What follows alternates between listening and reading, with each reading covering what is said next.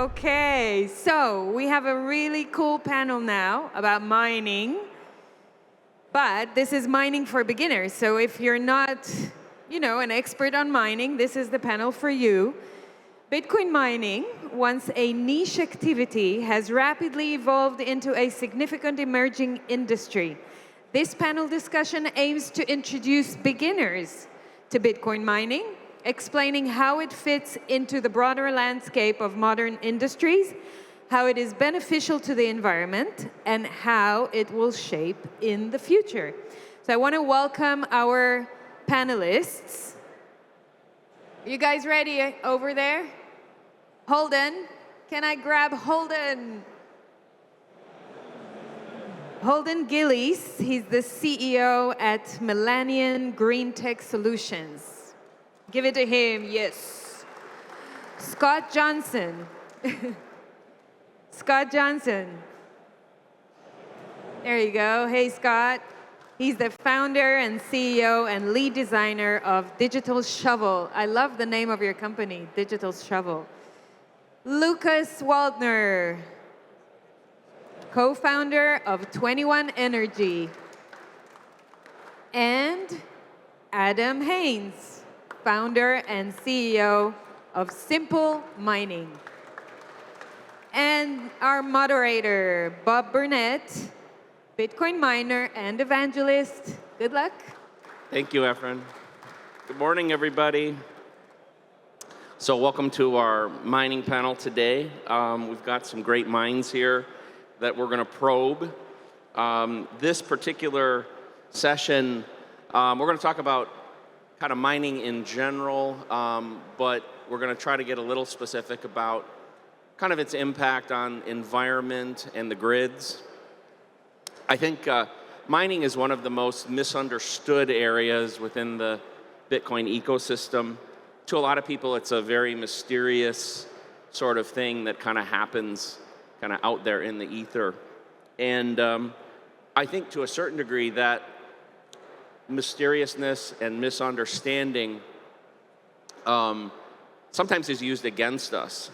And there are people out there, for instance, there's a gentleman based out of the Netherlands named Alex de Vries, also known as Digiconomist. And he attacks our industry with a lot of untruths and lies that unfortunately have been perpetuated heavily, especially here in Europe. And so we're fighting a bit against some of that, and part of what I'm hoping we accomplish here today is to arm you with a few nuggets that as people approach you, and you're trying to orange pill people, that you have some nuggets of information to fight back against this stuff. I think one last thing is I think you can think about that miners are often vilified. Again, we use too much energy, we're boiling the oceans. There's a nice little banner I saw walking in here, the boiling the oceans. But in reality, the people here really are more like soldiers. We defend Bitcoin. Sometimes I'll say we're the guardians of the mothership. And so, anyway, with that, let's dig in a little. Adam, I'm going to start with you. I think we're going to maybe have some people here who just don't really know a lot about mining, and maybe you could describe for us just the general process and what's really happening in the mining. Yeah, so mining is, so to put it in layman's terms, just machines, ASIC machines, or application-specific integrated circuit, is a very specific type of machine to only do one thing. It's designed to mine Bitcoin. You can't do anything else with it. Its sole purpose is to mine Bitcoin. To put it in very, very simple terms, these machines are just simply guessing random numbers, trying to solve a very, very complex equation. And if that complex equation is very, very difficult to solve, but easy to verify. And if that particular miner solves that equation, they are rewarded with the block reward, which is currently 3.125 Bitcoin, approximately every 10 minutes. So These machines consume a lot of power. They're very, very powerful computers. They run 24/7 trying to make all of these guesses to solve the block reward to earn the Bitcoin. Maybe to just add a little, and you can maybe fill in, Adam, too. So these, the purpose is to mine blocks, and these blocks come on average every 10 minutes. And maybe just real quickly, Adam, maybe if you could talk about maybe the mempool and how transactions are selected, and the role of miners there. So the mempool is the transactions kind of build up in the mempool, and miners will select the transactions, generally speaking, with the highest fees first. So the more fee that you're willing to pay the miner, your transaction will be processed faster.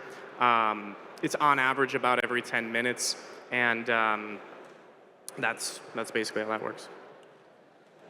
So in the early days of Bitcoin, if we go back to like 2010 or 2011, interestingly, if you were involved in Bitcoin, you were a miner.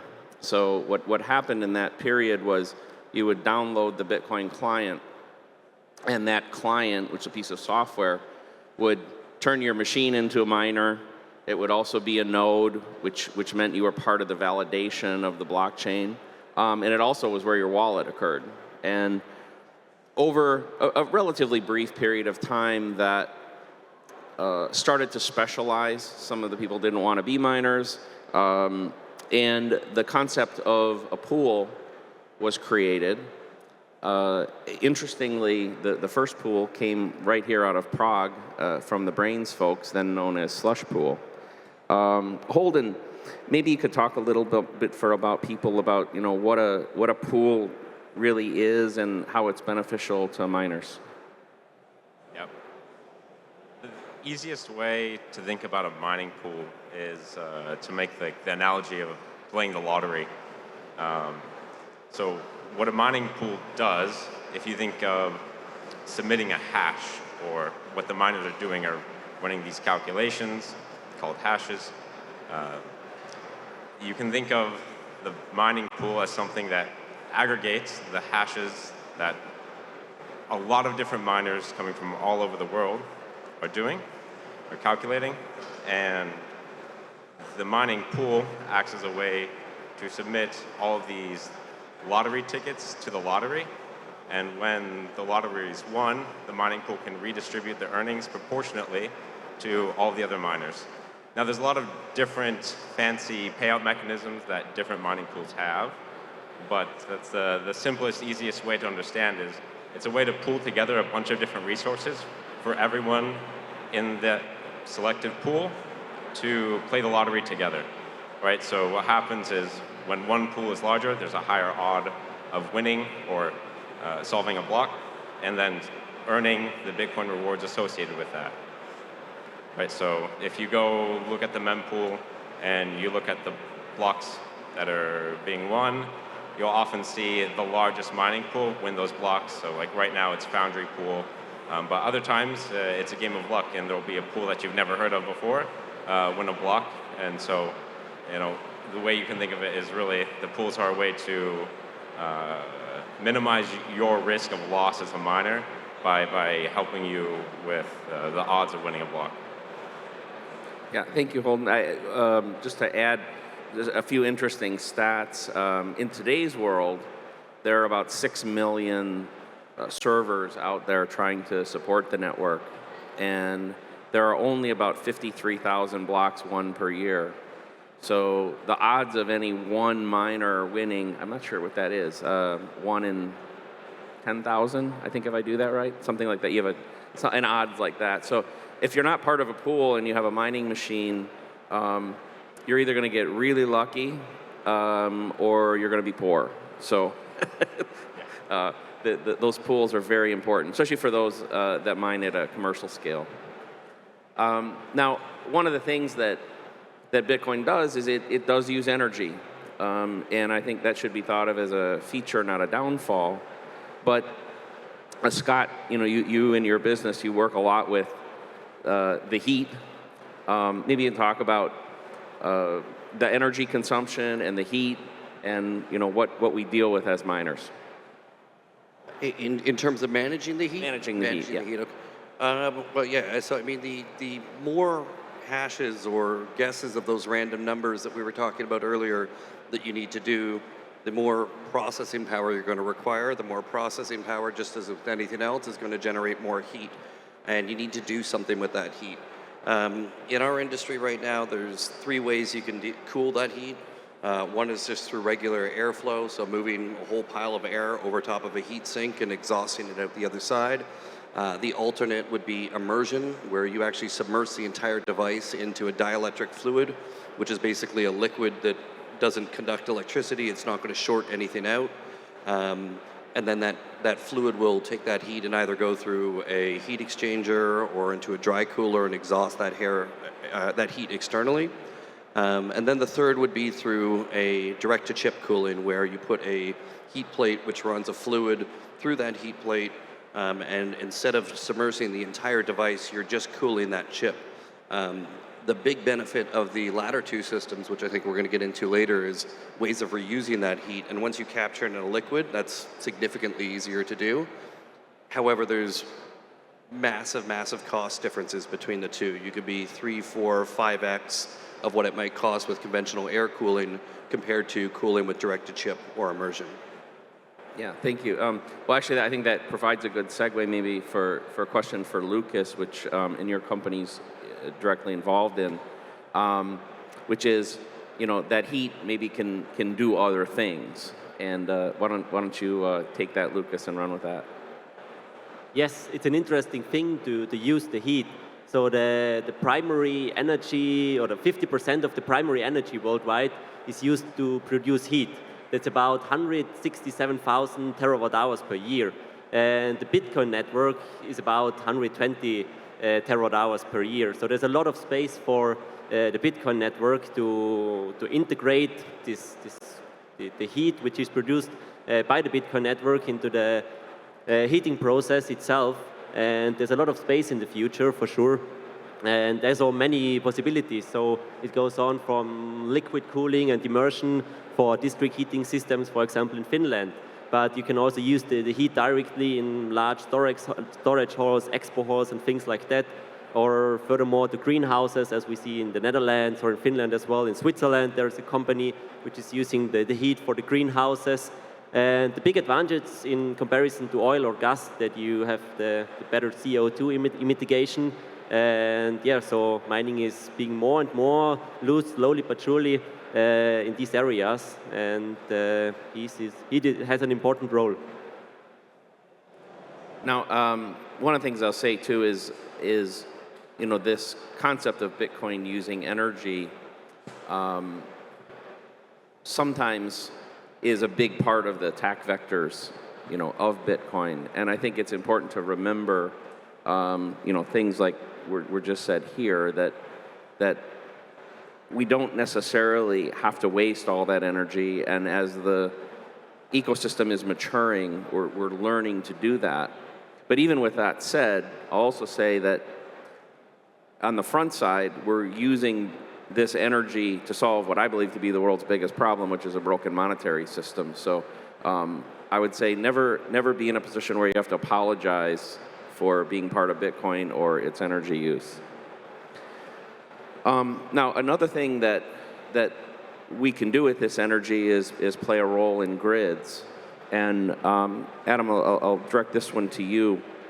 Let me talk a bit about the role that miners, especially at the commercial scale, can play in working with grids to stabilize them and help their economic situation. So Bitcoin miners play a very important role, especially as the grid continues to get more and more intermittent over time. We're based in Cedar Falls, Iowa, and Iowa is the #1 state in the U.S. for wind power production from a percentage standpoint. So we have a lot of cornfields and windmills in Iowa, and that's about it. So when you introduce all of the renewable energies, it causes intermittency, because if the sun isn't shining and the wind isn't blowing, the energy still has to come from somewhere. So when you introduce a flexible load like Bitcoin mining, that can react extremely fast, within a matter of minutes. That flexible load can help balance out the supply and demand. The grid has to operate at 60 hertz 24/7, and when you get into those situations on the hottest days of the year, the coldest days of the year, when demand is extremely high and there's not enough energy available, we can be the first to react to shut off in those moments to help bring that supply and demand back into balance. Yeah, that's great. Now, Holden, I know you've got some interest in this area as well. I'd certainly like to get your perspective on that, and also maybe focus on how, as new energy is coming in, that Bitcoin can play a role in supporting that. Let's see. Many ways to start this. One key thing we should all recognize is that there's this big old energy transition word getting thrown around to everyone in the world. I know Europe is definitely leading the charge in terms of social awareness that there needs to be a change in terms of how we actually generate energy, more of a transition away from fossil fuels and towards generation of electricity.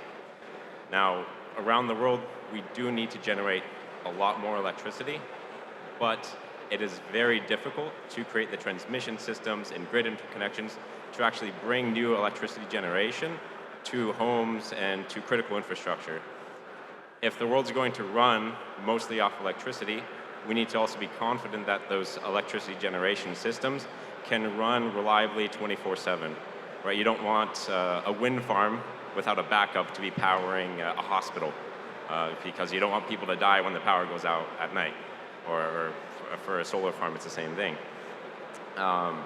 So the way a Bitcoin miner can work to help renewable energy generation is, let's say you are going to be setting up a wind farm or a solar farm. There is something very unique about Bitcoin mining compared to any other type of data center or computing infrastructure, where it can be plopped down almost anywhere. You can have a satellite internet connection and very bare bones cooling infrastructure for like an air-cooled machine. And you can plop down these what look like cargo containers filled of these very dense, very specific Bitcoin mining machines that are using a lot of energy. But the great thing for the miner is you don't have to be running 24/7 to make money. You just have to be running whenever the power is available. And so the way a miner can work with a newly developed wind farm or solar farm is to be running when those wind and solar farms are starting to generate electricity, and to be willing to shut off as soon as the solar farm is going to shut off. Now, there's normally going to be a 15-minute, 5-minute heads up for the miner, but the miners have this very unique capability, especially now with a lot of the tuning software, and Brains does a lot of good work on this, to be able to ramp up and ramp down your machine's energy consumption as the energy curve and the energy production of a solar or wind farm changes throughout the day. Now, there's other things that the miners can do to support this energy being added to the grid, but we can save that to a different question if that's happening. Yeah, that was great, and I can add to that. Bitcoin mining, and it really allows for expansion of new renewable energy to come online, because Bitcoin miners are buyers of energy 24/7, 365. They operate 99% of the time when power is abundant and cheap, and then the 1% of the time, when prices are high and energy is scarce, we can react very quickly.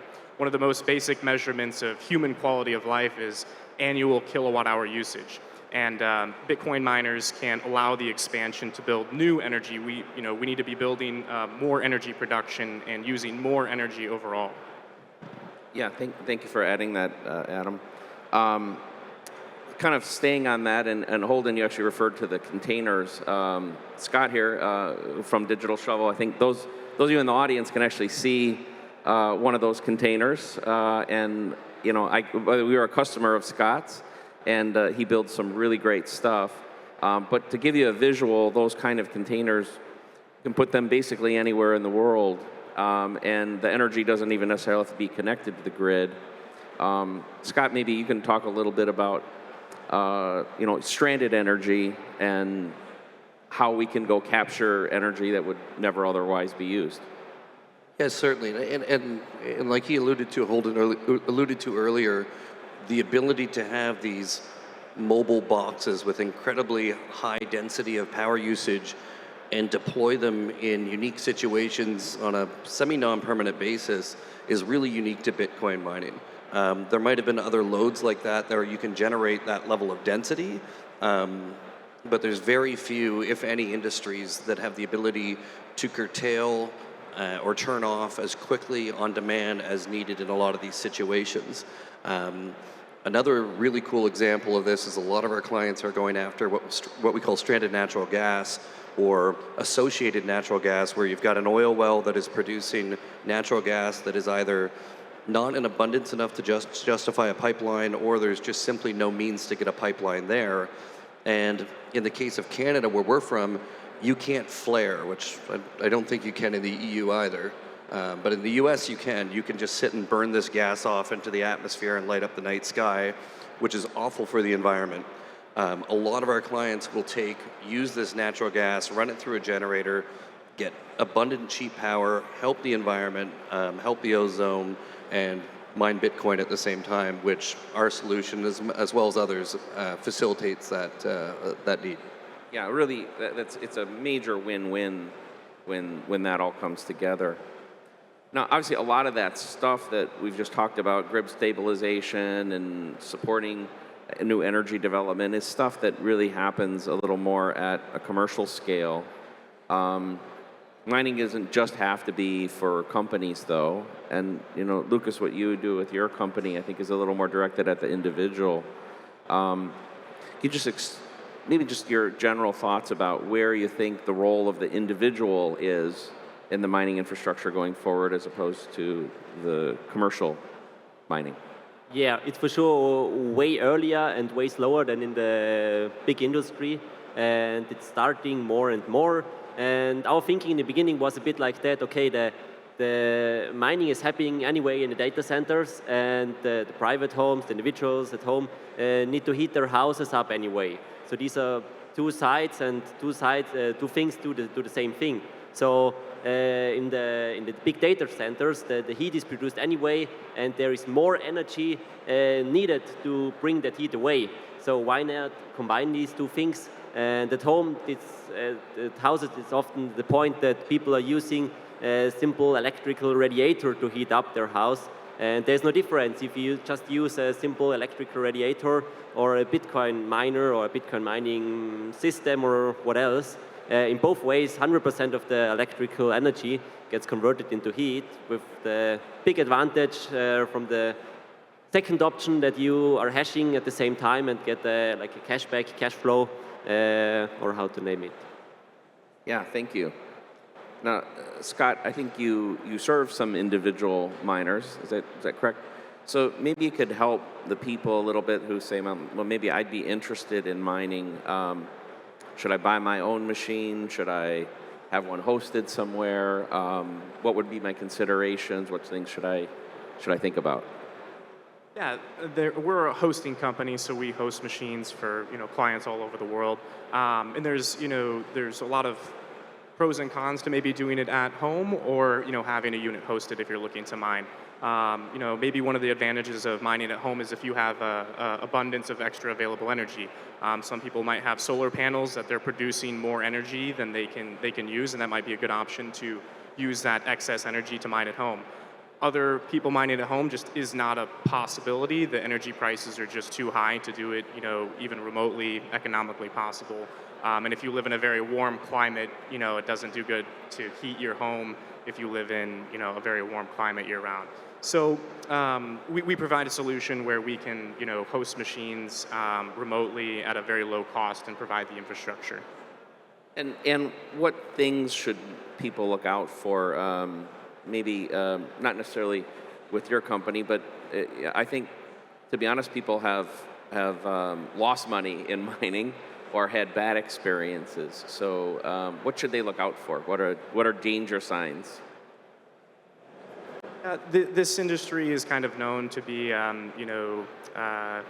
maybe a bit of a scamming industry, Bitcoin and those sorts of things. So it's very important to do, due diligence, on who you're working with. But just make sure you're working with someone who you can has a good reputation and those sorts of things.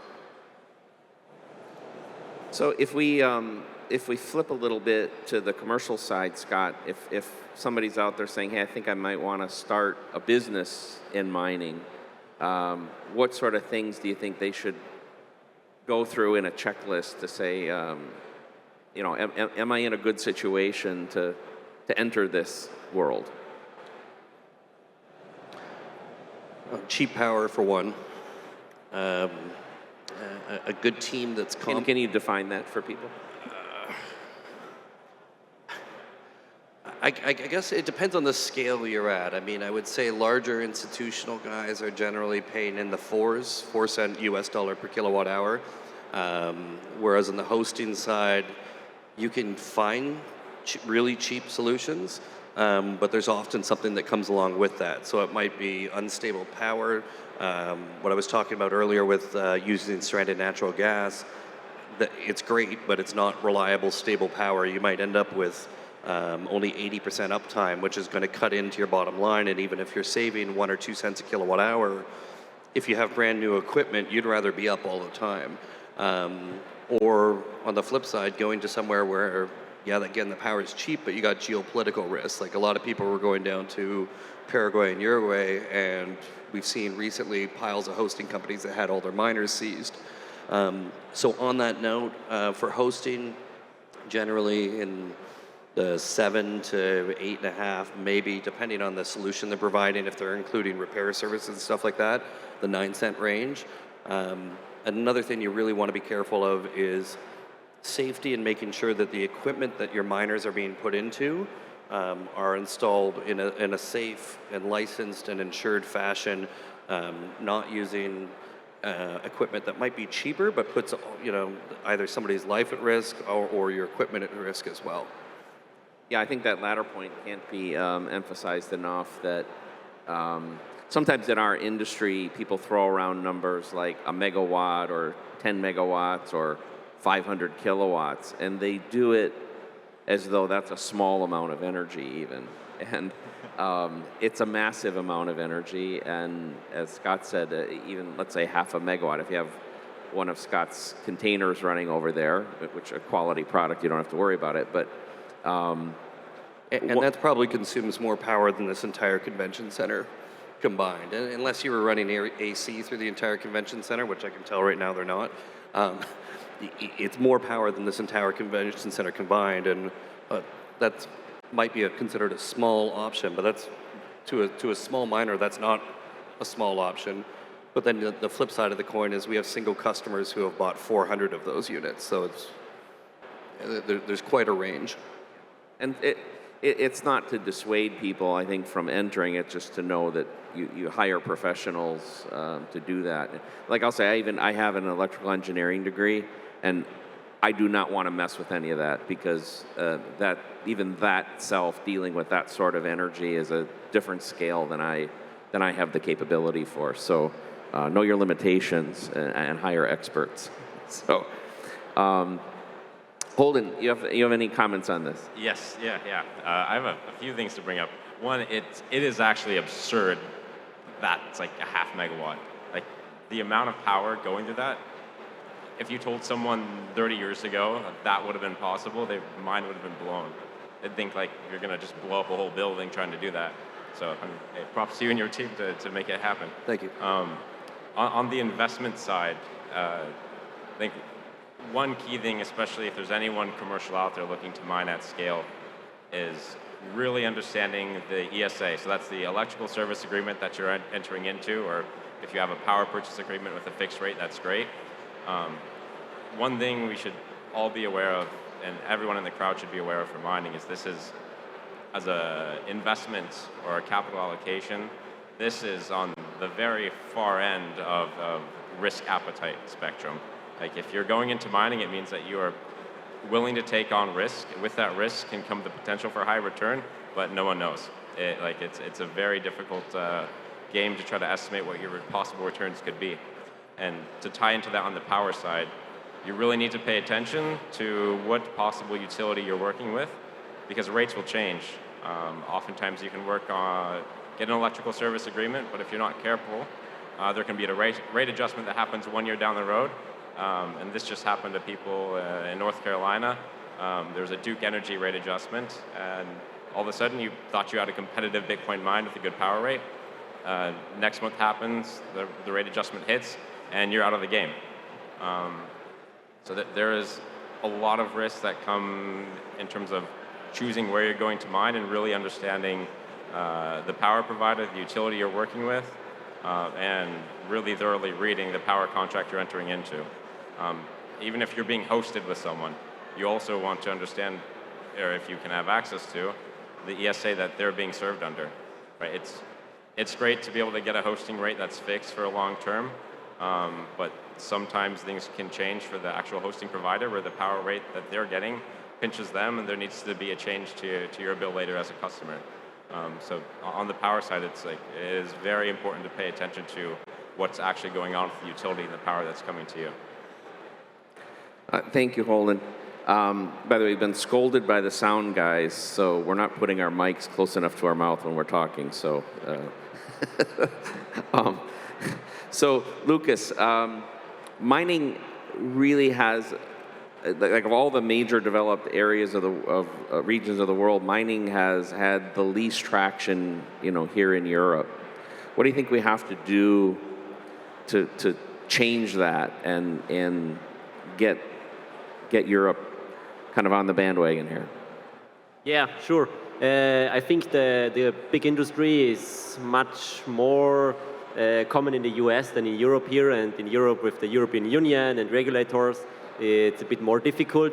But I think these real use cases, and to show them, okay, Bitcoin mining can help homes to heat up their homes, or Bitcoin can help for grid balancing, things like that. And I think in Texas it's quite common, yes, but in Europe it's not so common here, but a bit is happening behind the scenes. And for example, in Austria, the flexible load and grid balancing could be also quite interesting, and as well in Central Europe. So in May, for example, there were days where Austria produced double the amount of the energy which they could use. So there's a lot of options for negative grid balancing, and just to put on the machines for 20 minutes a day. But for these 20 minutes, you get a high amount of money just for using the electricity, and it's not even the rewards from Bitcoin mining, but just to use the electricity.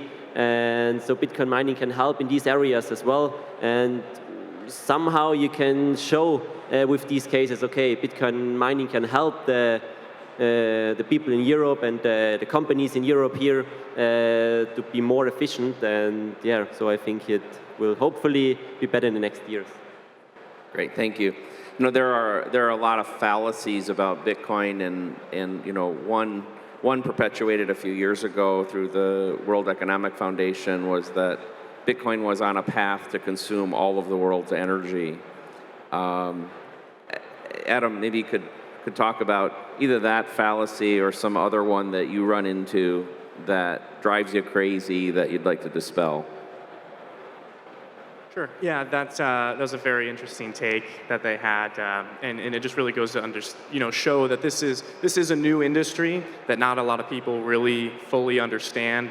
Especially when it comes to the grid, people have, in general, very, little understanding of how is energy produced, how is it used, how is that always in balance 24/7, and it's something that, we get every once in a while where it's like, why you're using all that energy, why don't you just, why isn't Bitcoin proof of stake like Ethereum to save all that energy? And there's a reason, the security behind Bitcoin, and we could go much further into that, but Bitcoin, I think it just goes to show that we can be a load balancing mechanism and continue to support the grid and enable, the growth of more energy production, which is just good for everybody. Great. Holden, I'm going to ask you the same question. You run into somebody, an old high school friend you haven't seen for a while, and you tell him, hey, I'm working in Bitcoin, and he gives you that look like you're some evil villain that has out to ruin the world. What do you say? for me, the conversation starts with educating them about Bitcoin and monetary policy, the value of the dollar, and the possibility of the value of their dollars eroding over time. For all of my friends, I have to be very honest, right? Where Bitcoin is still a speculative investment, but it's for anyone, I think, worth allocating a portion of your portfolio to Bitcoin, even if you're not a full-on believer yet. And then as soon as you start to read like the white paper, you start to get educated yourself, I think people get stuck into the rabbit hole, and then they become a Bitcoiner. It's one of those things where you start to learn more, you get sucked in, and then you get turned yourself. So I think for any of my friends, it starts with a conversation on what is Bitcoin, and then from there, we go into what Bitcoin mining is and securing the network. Like miners are, I mean, it's an overused cliche, but the backbone of the industry, right? There's no world where Bitcoin miners are going to be able to consume enough power to boil the oceans. Quite frankly, I don't even know how that's physically possible. We have a lack of education in some of our politicians in America. Sorry about that, Europe. But in terms of what Bitcoin miners do, is by securing the network, we make it so that the actual value of the Bitcoin is secure. Right? There's not going to be a 51% attack on the Bitcoin network. The amount of hash rate and energy that's being directed towards Bitcoin is absolutely insane. For someone to want to attack Bitcoin right now, it would take I mean, multiple gigawatts, over 10 gigawatts, probably over 20 gigawatts of power dedicated towards setting up their own Bitcoin mining farm, farms all over the world. And it meant many billions of dollars in terms of infrastructure just to attack Bitcoin, to try to take it down, to then destroy the value of anything they could have won. Right? So it's burning billions of dollars and an immense amount of power infrastructure they're creating just to get nothing in terms of a return. So I think if you look at it that way, the growth of the Bitcoin mining network makes Bitcoin secure and makes it one of the strongest forms of money that's not controlled by any government. And then my friend will probably roll his eyes and forget about what I said, but as long as he started looking into Bitcoin after the conversation, I've won. All right, thank you. Scott, you've had a company that's been growing rapidly, and a lot of times I come to these conferences and people will ask me, like, how do I get involved? How can I work for you or work, inside the industry? What sort of things are you looking for? What skill sets are you looking for? What type of people are you looking for when you're hiring? All of them. If you go on our Indeed, I think we're hiring pretty much for almost every single division of our company. Big on engineers, trying to bring on more electrical engineers. We're rapidly trying to expand our product line outside of just doing the data centers, but also selling the electrical infrastructure. We just did a deal with Iris Energy where we're doing the busway systems for their buildings, their building. And the more engineers we can bring on to help make getting into this industry more efficient, more economically viable, and help build the network, help secure the network, and help make more money and mine more Bitcoin. Great. Well, we're almost out of time. I think it would be only appropriate, Lukas, as the only representative from Europe here on the panel, to give you the last word here. What would you like to say to the European community about mining and why you're optimistic about it? Yes, I think it starts with the first question of the first critics, that Bitcoin consumes too much energy, but maybe it's good to step one step back and think, is consuming energy bad? Is consuming more energy bad? Isn't consuming energy even a proof for technical development, for wealth in the future? So I think there is much more energy, even in Europe, which could be consumed for Bitcoin mining and by Bitcoin mining. And yeah, thank you.